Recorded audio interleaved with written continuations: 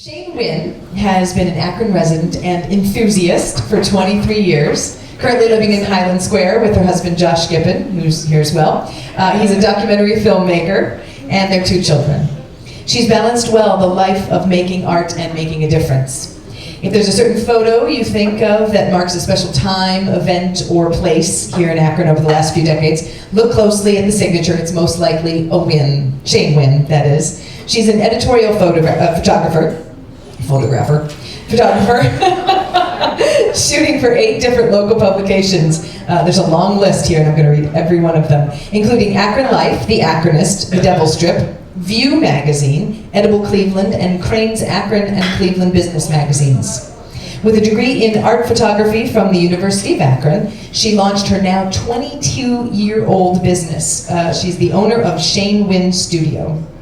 The winning continues. As you may have heard recently, Shane just received a 2016 Knight Arts grant to help her create a portrait series of empowered Akron women against the backdrop of underutilized and/or abandoned Akron spaces. Shane knows how important it is for people to be able to get where they're going, whether it's a lofty goal or just exploration. The wheels never stop moving for this empowered woman. She's also a Night City Challenge finalist, proposing a bikeability campaign to encourage urban biking in downtown Akron. If you see Shane whizzing by, stick out your thumb, you'll be in for a great ride. In the meantime, put those hands together for our final storyteller tonight, Shane Wynn.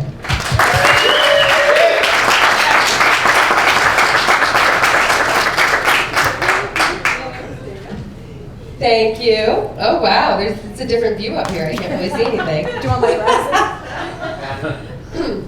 So I have a lot to talk about in that my 2015 was actually a very surreal experience from start to end.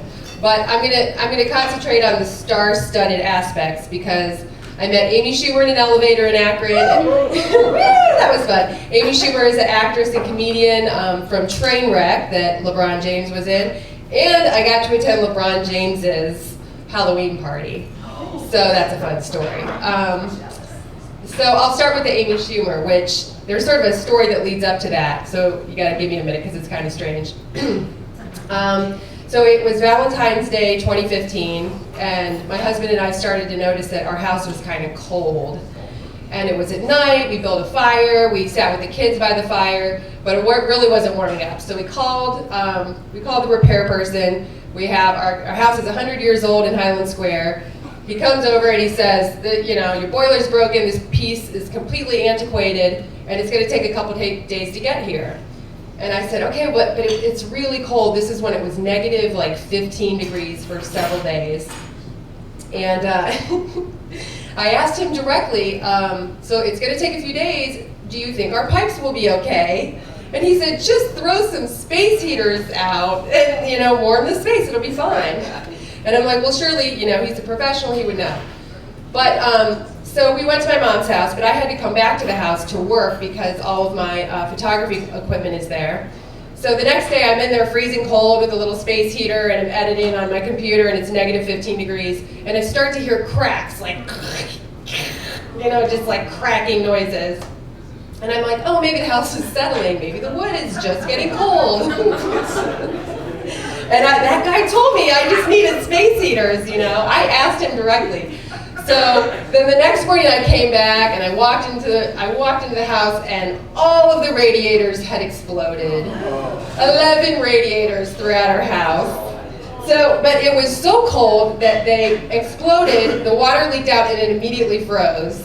So that limited the water damage. So anyway, the next thing is the repair people say, okay, this is gonna take a while, and so we're gonna put you in a hotel. And I learned a little something about insurance claims a few years before. I was on a shoot, I'm a photographer, I was on a photo shoot, and it was at a school, and one of the kids that I was photographing looked up at me, he's like 8 years old, he's like, excuse me, ma'am, I don't know if this is a problem, but your light is on fire. In the school. And I was like, that is a problem. And I picked it up like a torch, and I just went running out like the Olympics, Just like, put it outside, totally played it off, went back in, photographed 100 more children, no problem, right? So, because I had to make that claim, what happened was then, the next day, when I went back to shoot, my other light, it didn't catch on fire, but it fried out. It died the same way. So I went to call in the claim, and they said, okay, I said, it's X amount, and they said, okay, well, we'll take away your deductible. And then they said, well, wait a second. This happened on 2 different days, and I said, yeah, one blew up one day, the one blew up the next day. They said, well, ma'am, that's 2 different claims, so you have to pay the deductible twice. And so you don't, now like basically I have to pay for the entire thing. So from that experience, I learned that you have to be careful, and you have to be very listen to detail and be aware of detail when you deal with insurance claims. So learning from that, I call in our insurance claim for this, and they tell me, so they're going to put us in a hotel. And first they try to put us in one in Cuyahoga Falls. We have 2 children. They go to different schools. We have to drive them to school 2 times a day. We both work all over the place. And I said, it doesn't really work for us. Why is it in Cuyahoga Falls? And then they send me to this woman in Colorado. And there's a woman in Colorado that figures out where you're going to live when your house in Akron is not livable. Which I'm like, I was basically telling her, I'm like, well, there's apartments in Highland Square. She's like, what's Highland Square?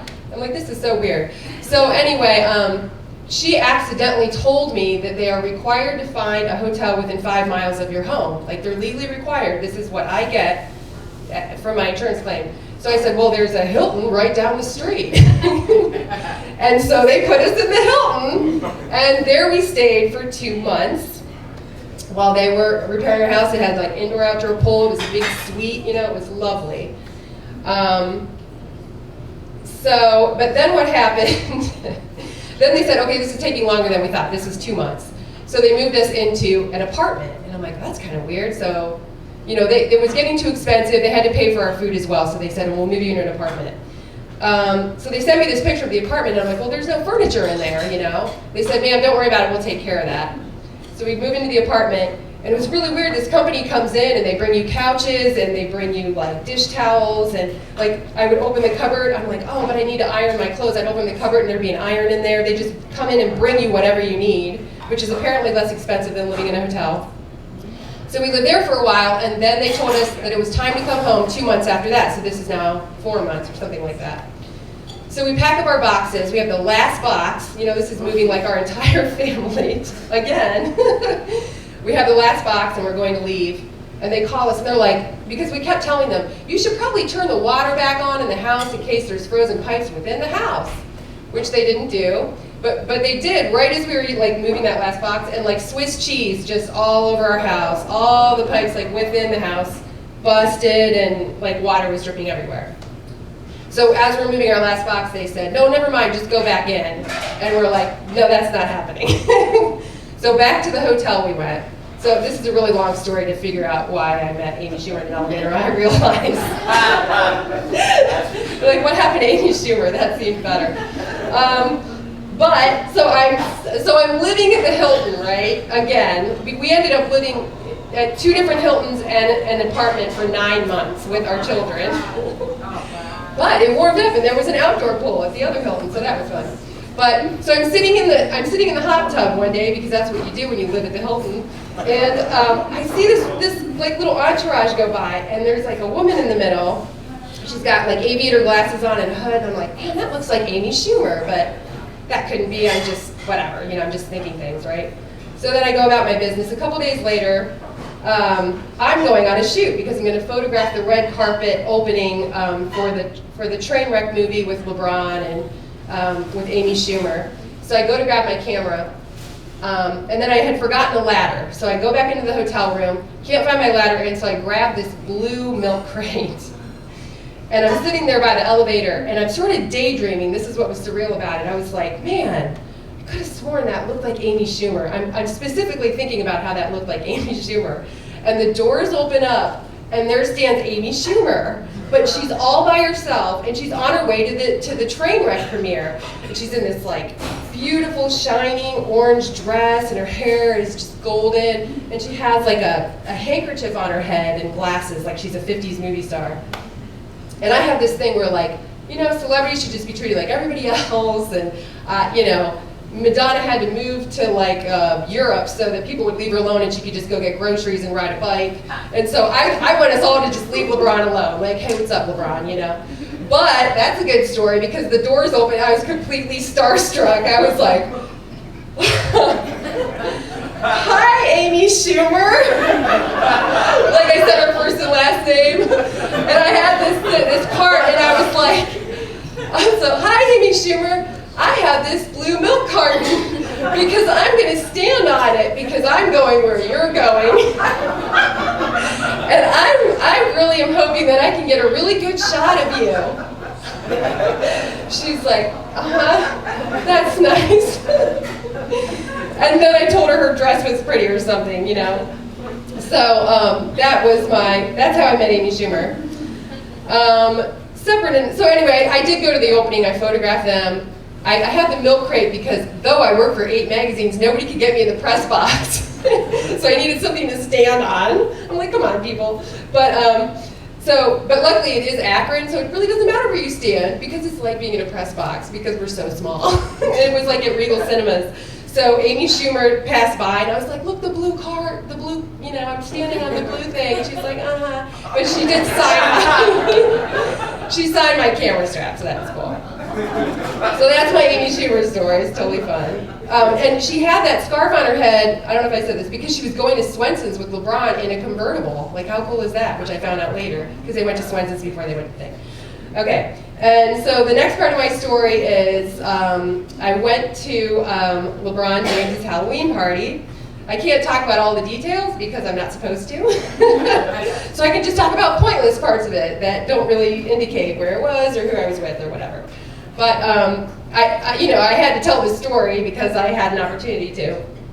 So the capacity in which I was invited to go to this is that I'm sort of friends with the undead, and I came as a sugar skull skeleton and laid in a coffin for 3 hours. So I didn't really know. Like, it was really kind of last minute, and I'm like, okay. And I had this long wedding dress that I had worn a couple years before because I was the bride of Beetlejuice. So I threw a wedding dress in the washer with some red dye, red dye, and it totally turned it red. So I already had this dress. So I wore my dress, I showed up, there was a professional airbrusher, he airbrushed my face, like, beautifully. I looked like this sugar skull. And then I went to the party and they said, walked me through, they're like, and this is where you're gonna be tonight. And it was a real coffin that they had borrowed from their friend who has a funeral home. And I'm looking at it like, they're like, yeah, we asked some other people and they wouldn't do it. But I looked at it and I'm like, I'm a working mother, you know, I'm like, sweet, I get to like lay down for 3 hours, that is amazing, you know? Like, this is the best job ever, you know? So I'm laying there, and by the way, just in case you're wondering, it is pretty comfortable. The pillow's nice, you know, it's kind of hard on your back, but, you know, my feet were cold. But it's pretty nice, it's kind of bouncy. So I didn't know if it would freak me out, but it really didn't, you know. So then they said my job, so I'm laying there like this, right? I have I'll use the microphone. So these are like these dead flowers, and my job is to lay here like this until someone walks by me who's not quite sure if I'm real and go, and just go like right back to sleep, which was awesome because one of the basketball players came in and he was just kind of looking around, and right at the minute that I looked over at him, he was like, oh my God, you know, like it was really scary. And I had one woman come by, and she came in, she's a busy person, she was talking on her cell phone. And so I looked over and she got really scared and screamed. She's like, I do not have time for this. I do not have time for this. I'm like, I'm sorry I interrupted your phone call. It was the funniest thing. I'm like trying not to laugh, you know. So I laid in a coffin for 3 hours, and then so what would happen was people would come in and they'd say, welcome to our home, we're sorry for your loss. And they would guide you past my thing, and then I would scare them. And then they would go on to their party. So luckily, at one point, I wasn't sure if I was just going to lay there all night. I didn't know. You don't ask questions at LeBron James's Halloween party. You just lay in the coffin and shut up, you know? Like, whatever. So, but they did. I went upstairs, and they had like basketball courts, and so now I'm playing basketball with the Cavs. and I'm dressed like a sugar skull, which is extremely surreal because they can't see me, and it's like this, you're not yourself. It's just really weird. And all the Cavs' girlfriends are amazing and anti-gravity, and they're basically wearing Band-Aids. And I don't care if you're like gay or straight or you're asexual. You will stare at these women. They're just like, because they're like science experiments of gravity. There's just things happening where you're like, wow, you know, there's just a Band-Aid on that, you know.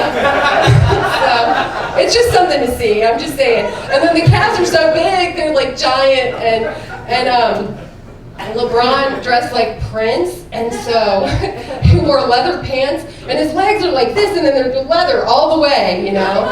It was just really impressive. So, Swenson's does show up at 1 in the morning. Like, I was really tired from all that laying in the coffin, and they brought a big tray in, and it was just piled like this high with like hundreds of cheeseburgers. It was like the most beautiful thing you've ever seen. And I just grabbed 2 and just ate one with both hands, you know. And they just come and they just have like endless hamburgers. Oh, and the one other notable thing is that I almost ruined the whole season because I had a wedding dress on that has a train. And I'm walking through, and one of the Cavs, I don't know who any of them are. In fact, I went to a photo shoot for the Cavs once, and I just pointed where everybody else did, because I don't really know. Like, I know who LeBron is, but I don't know who the players are. And so all the crowd of photojournalists would go that way. I go, yeah, there, and I'd shoot that. I don't know what that is. So one of the players got his foot stuck in my train, like wrapped in my train, and went flying across the room. And I was just sitting there like, I don't want to be in the papers for this. Like, he's gonna break his leg. But he like had great dexterity, like kind of like a dolphin, you know. He like righted himself and just went flying across the room and just like rebounded and he just walked. He didn't even look back at me. But I was so thankful because I almost ruined the whole season. So that's my star-studded story and my surreal 2015.